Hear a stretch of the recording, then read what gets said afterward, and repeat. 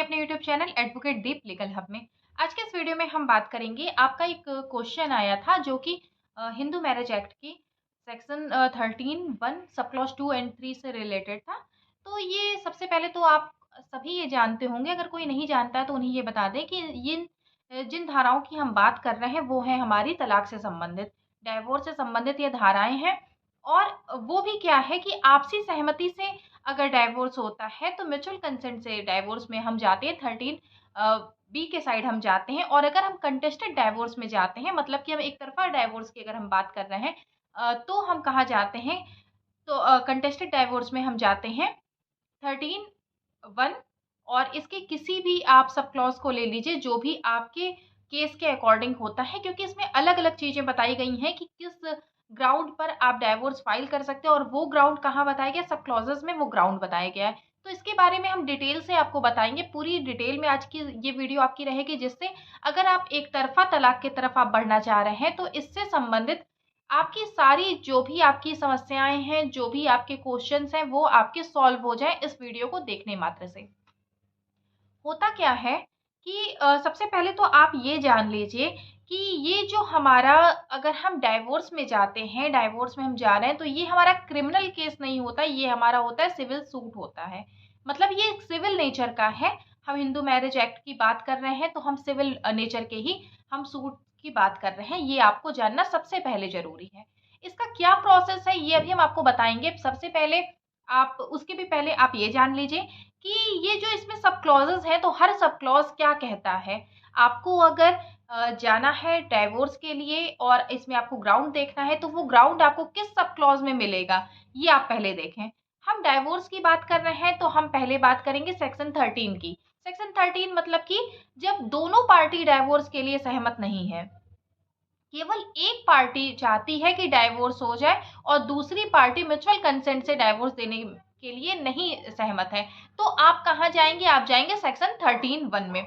अब ये जो सेक्शन 13(1) सब क्लॉज 1 इसका है, वो ये कहता है कि अगर आपके पार्टनर का किसी भी अपनी मैरिज के बाद किसी अन्य से कोई फिजिकल रिलेशन है, तो आप इस ग्राउंड को लेकर के उससे तलाक ले सकते हैं। ये आपके पास अधिकार है कि आप इस ग्राउंड पर जाकर के आपको कहाँ जाना है, सेक्शन 13 सब क्लॉज 1 में आपको जाना है।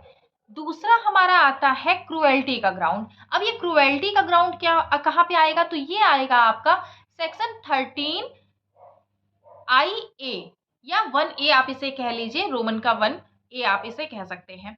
इसके बाद फिर आपका आता है डिजर्शन का ग्राउंड, जो कि हमने आपको बताया हुआ है अपने एक वीडियो में कि आप सेक्शन 10 में जाकर के आप डिजर्शन की आप डिक्री अगर आप ले लेते हैं कि आपके पति या पत्नी और आपसे इतने लंबे समय से अलग रह रही है, और बार बार आपके बुलाने पर भी, आपके ये चाहने पर भी कि हम अपने वैवाहिक संबंधों की पुनर्स्थापना करना चाहते हैं, लेकिन वो आपके साथ आने को रहने को तैयार नहीं है, कोई जो भी पार्टनर है आपका, वो चाहे पति हो चाहे वो पत्नी हो, तो ये आप जाएंगे डिजर्शन के ग्राउंड पर, और ये हमारा आएगा सेक्शन 13(1) सब क्लॉज 1A में आएगा।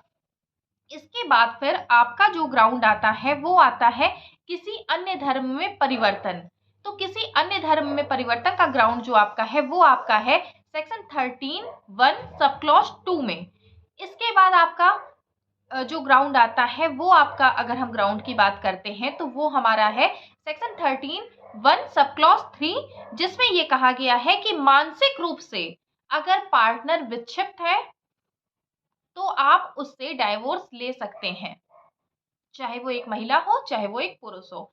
मानसिक रूप से अगर विक्षिप्त है, यहाँ पर भी जो मानसिक रूप से विक्षिप्तता की बात की गई है वो इस तरह की बात नहीं है कि अगर कभी कभी किसी व्यक्ति को किसी बीमारी की वजह से कोई दौरे आते हैं, या वो कुछ भूल जाता है या जाती है, या वो इस तरह की कुछ हरकतें करती है जिससे वो लगता है कि वो मानसिक रूप से विक्षिप्त है, तो ये जो आपका मानसिक विक्षिप्तता जो होनी चाहिए, वो पहले तो मेडिकल इसका आपके पास प्रूफ होना चाहिए कि ये व्यक्ति जो है, जो हमारा पार्टनर है, वो मानसिक रूप से विक्षिप्त है। और आप जब मेडिकल प्रूफ के साथ जब आप जाते हैं तो आप इस ग्राउंड पर डाइवोर्स फाइल कर सकते हैं या कर सकती हैं। इसके बाद का आपका ग्राउंड जो आता है, जो नेक्स्ट आता है, वो आता है सेक्शन 13(1) सब क्लॉज 4। ये क्या कहता है कि कुष्ठ रोग, अगर किसी भी तरह का कोई कुष्ठ रोग है और रोग ऐसा है जो कि लाइलाज है, मतलब कि जिसका इलाज ही संभव नहीं है, इसका कोई इलाज नहीं है, तो इस ग्राउंड पे आप अपने पार्टनर से डाइवोर्स ले सकते हैं। इसके बाद जो नेक्स्ट ग्राउंड की हम बात करते हैं तो वो है सेक्शन 13(1) सब क्लॉज 5। इसमें कहा गया है कि ऐसा कोई भी रोग जो कि संक्रामक है, एक दूसरे से फैलने की संभावना है, तो इस ग्राउंड पर, ऐसे रोग के ग्राउंड पर आप इस आधार पर आप डाइवोर्स फाइल कर सकते हैं। इसके बाद का जो हमारा ग्राउंड है वो है सेक्शन 13(1) सब क्लॉज 6। ये कहता है कि अगर किसी भी व्यक्ति ने संसार का त्याग कर दिया है, संसार का त्याग का मतलब क्या हुआ कि कोई व्यक्ति विवाह के बाद किसी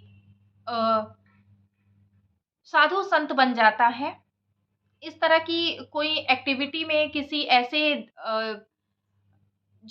किसी भी ऐसे बहुत सारे ऐसे संस्थान हैं जो कि पूरी तरीके से आपको लिप्त कर देते हैं, सांसारिक मोहमाया से आपको अलग कर देते हैं, और वो आप उन्हें अगर आप ज्वाइन कर लेते हैं तो इस बेस पर भी आप डाइवोर्स फाइल कर सकते हैं या कर सकती हैं कि आपका पार्टनर संसार को त्याग चुका है, सांसारिक मोहमाया को खत्म कर चुका है, तो ये भी आपके पास एक ग्राउंड बनेगा डाइवोर्स के लिए। इसके बाद फिर आपका जो ग्राउंड, जो आपका नेक्स्ट ग्राउंड आता है वो आता है सेक्शन 13(1) सब क्लॉज 7। और ये ग्राउंड आपका क्या कहता है कि 7 या अधिक वर्षों से अगर आपका पार्टनर जो है वो लापता है, मतलब आपने अपने पार्टनर के बारे में कहीं से भी, किसी भी माध्यम से भी 7 साल बीत गए, आपको उसकी कोई जानकारी नहीं हुई, आपको ये नहीं पता है कि वो कहाँ है, कैसा है, कैसी है, कहाँ रह रही है, रह रहा है, इस तरह की अगर आपको जानकारी नहीं है तो आप इस बेस पर, इस ग्राउंड पर आप डाइवोर्स फाइल कर सकते हैं। मतलब 7 साल तक आपको उसके बारे में आपने कहीं से भी नहीं सुना, ना आपने सुना, ना ही किसी व्यक्ति ने सुना, किसी ने भी उसके बारे में नहीं सुना है, तो ये आपके पास एक ग्राउंड बन जाता है डाइवोर्स के लिए। तो ये आपके पास जो इतने ग्राउंड्स हैं वो दिए गए हैं। इसके बाद पत्नी को कुछ ग्राउंड हैं जो कि दिए गए हैं, उनके बारे में भी हम बात करेंगे।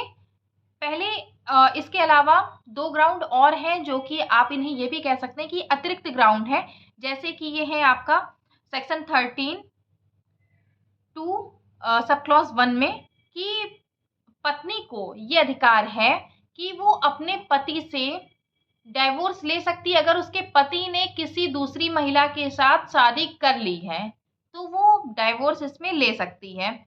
इसके बाद फिर आप एक और ग्राउंड ये है पत्नी के पास कि अगर उसका पति रेप का दोषी है, कि उसके ऊपर ये आरोप लगे हुए हैं कि उसने किसी महिला के साथ, किसी लड़की के साथ उसने बलात्कार किया है, रेप किया है, तो ऐसे व्यक्ति से, ऐसे पति से उसकी पत्नी डाइवोर्स ले सकती है, ये उनके पास ग्राउंड बनता है।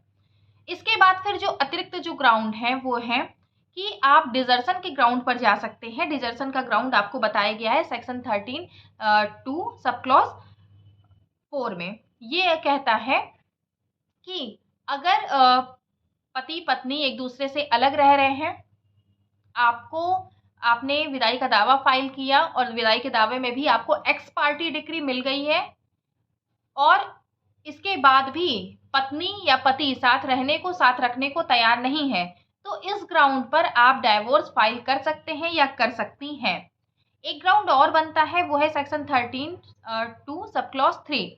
ये कहता है कि मेंटेनेंस, अगर पत्नी ने के पक्ष में मेंटेनेंस का अमाउंट कुछ भी ऑर्डर हुआ है, मेंटेनेंस ऑर्डर हुआ है, और इस ऑर्डर के बाद भी पति साथ में उन दोनों के बीच में किसी जो संबंध है वो सही नहीं हुए, साल भर बीत गया, अभी भी उनका संबंध वैसा ही है, तो इस ग्राउंड पर भी पत्नी अपने पति से तलाक ले सकती है, डाइवोर्स फाइल कर सकती है। तो ये सारे के सारे आपके पास ये ग्राउंड हो गए कि किस ग्राउंड पर आप डाइवोर्स फाइल कर सकते हैं या कर सकती हैं। अब हम बात करते हैं कि इसकी प्रक्रिया क्या है। जैसा कि हमने आपको स्टार्टिंग में ही बताया है कि जब आप ये डाइवोर्स के साइड जाते हैं तो ये हमारा होता है सिविल सूट, ये क्रिमिनल नेचर का नहीं होता, ये होता है सिविल नेचर का। तो सिविल नेचर का जो सूट है इसकी हम प्रक्रिया जान लेते हैं तो हम आसानी से समझ जाएंगे कि इसकी प्रक्रिया क्या है, और हमें, अगर हमारे पास नोटिस आई हुई है तो हमें क्या करना है। इसके लिए आपको क्या करना है, सबसे पहले ये सिविल सूट है, तो इसमें जब सूट फाइल होता है तो समन इशू होता है कोर्ट के द्वारा डिफेंडेंट को। किसे इशू होगा? डिफेंडेंट को होगा, मतलब जिसने केस किया है और जिसके ऊपर किया है। तो जिसके ऊपर किया है, मतलब अगर पति ने अपनी पत्नी के लिए डाइवोर्स फाइल किया है तो पत्नी को समन इशू होगा। समन इशू होने के बाद दो स्टेज होते हैं, एक तो होता है कि डिफेंडेंट अपीयर और दूसरा होता है डिफेंडेंट डज नॉट अपीयर। मतलब या तो डिफेंडेंट आ रहा है कोर्ट में या तो वो नहीं आता। अगर वो आता है तो इसके बाद फिर दो चीजें होती हैं। अगर आ रहा है तो उसे अपना WS फाइल करना होगा। WS का मतलब होता है कि जो फाइल किया गया है, मतलब जो दावा दाखिल किया गया है उस दावे का आपको जवाब देना है। जो दूसरी पार्टी है उसे उस दावे का जवाब देना है, तो वो हो गया हमारा WS। तो या तो वो उसे WS फाइल करना पड़ेगा। अब या तो डिफेंडेंट WS फाइल करता है या तो डिफेंडेंट WS फाइल नहीं करता है। तो पहले हम इसकी बात कर लेते हैं। अभी हम चल रहे हैं कि डिफेंडेंट अगर अपीयर होता है कोर्ट में तो हम इसकी बात करते हैं। अपीयर नहीं होता है तो इसकी बात अभी हम बाद में करेंगे, पहले आप इसे समझ लीजिए कि अपीयर हो रहा है तो उसे WS फाइल करना है। अगर वो करता है तो ठीक, नहीं करता है तो भी ठीक। अगर वो WS फाइल करता है तो इसके बाद क्या होगा कि आपका इशू फ्रेम हो जाएगा। जो इशू है, जो वाद कारक वो है, वो आपका फ्रेम हो जाएगा। और अगर वो WS फाइल नहीं करता है तो जो प्लेंटिफ का एविडेंस है, जो साक्ष्य है, जो उसने बताया कि हमारे साथ ये इस तरह की चीजें हुई, तो उसके लिए उसे वहां पर कोर्ट में एविडेंस भी देना पड़ता है, साक्ष्य भी देना पड़ता है। तो एविडेंस ऑफ प्लेंटिफ रिकॉर्डेड, जो साक्ष्य है उसके वो रिकॉर्ड किए जाते हैं अगर वो जो डिफेंडेंट है उसने WS फाइल नहीं किया तो। इसके बाद जब प्लेंटिफ का जब एविडेंस जब रिकॉर्ड हो जाते हैं, इसके बाद फिर होता है आपका एविडेंस ऑफ डिफेंडेंट रिकॉर्डेड। मतलब एविडेंस जो रिकॉर्डेड होगा वो डिफेंडेंट का भी रिकॉर्ड होगा। पहले प्लेंटिफ का एविडेंस लिया जाएगा, इसके बाद लिया जाएगा डिफेंडेंट का। इसके बाद फिर दोनों पार्टी के बीच में बहस होती है और बहस होने के बाद फिर जजमेंट आता है। तो ये इसकी प्रक्रिया है। और अगर उसने WS फाइल नहीं किया तो WS अगर उसने फाइल नहीं किया है तो भी आपका इशू फ्रेम हो जाएगा। इशू फ्रेम होने के बाद फिर आपके प्लेंटिफ के एविडेंस लिए जाएंगे, प्लेंटिफ के एविडेंस के बाद डिफेंडेंट के एविडेंस लिए जाएंगे और डिफेंडेंट के एविडेंस के बाद फिर दोनों पार्टी की बहस होगी। बहस होने के बाद जजमेंट होगा। तो ये बात हो गई कि अगर जो डिफेंडेंट है वो अपीयर हो जाता है कोर्ट में तो। और अगर मान लीजिए कि जो डिफेंडेंट है वो कोर्ट में अपीयर नहीं होता तो इसमें क्या होगा कि एक्स पार्टी डिक्री पारित कर दी जाएगी और एक्स पार्टी डिक्री के बाद फिर प्लेंटिफ का एविडेंस लिया जाएगा ऑन रिकॉर्ड। जो प्लेंटिफ है उसका एविडेंस लिया जाएगा ऑन रिकॉर्ड। इसके बाद फिर आर्ग्यूमेंट होगा, आर्ग्यूमेंट के बाद बहस हो जाएगी और बहस के बाद फिर जजमेंट, आर्ग्यूमेंट होगा, आर्ग्यूमेंट के बाद फिर आपका जजमेंट आ जाएगा। तो ये इसकी एक सिंपल सी प्रक्रिया होती है। तो इसमें आपको ये जानना जरूरी है कि अगर इस तरह के आपके पास नोटिस आया हुआ है तो आपको उसका WS फाइल करना जरूरी है। अगर आप ये चाहते या चाहती हैं कि एक्स पार्टी डिक्री ना हो, अगर एक्स पार्टी डिक्री हो जाएगी तो फिर आपको इसके बाद अपील में जाना होगा। अपील आपकी अपील में आप अगर जाते हैं या जाती हैं तो वहां पर भी आपके पास ग्राउंड होना चाहिए कि आप क्यों नहीं अपीयर हुए या हुई हैं। अगर आप सफिशिएंट ग्राउंड दे पाते हैं तो ही आपके पक्ष में कोई भी डिसीजन आएगा। अगर नहीं दे पाते तो आप ये बिल्कुल भी मत सोचिएगा कि आपके पक्ष में कोई भी डिसीजन, जजमेंट आना है कोर्ट का।